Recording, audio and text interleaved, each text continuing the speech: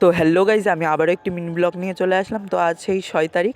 তো আমি যাচ্ছি গাড়াপোতা সিদ্ধেশ্বরী কালী মন্দিরে সেই প্রদীপ পালকে দেখার জন্য। তো আজকে আমি বলেছিলাম মিনি ব্লগ নিয়ে চলে আসবো। তো এখন গাড়াপোতা হাটের মধ্যে দিয়ে যাচ্ছি। তো দেখো, তো চলে এসেছে উনি আমাদের মায়ের মন্দিরে। তো এই আমাদের মায়ের মন্দির।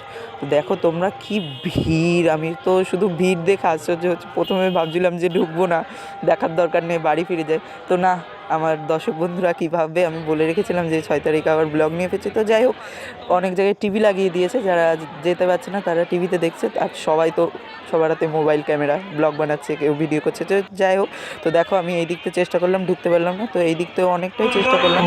তো আস্তে আস্তে সামনের দিকে চলে আসলাম। তো দেখো উনি কীর্তন করছে, শোনো তোমরা।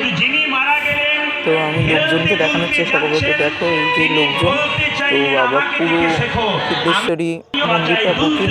তো দেখো উনি কীর্তন করছে।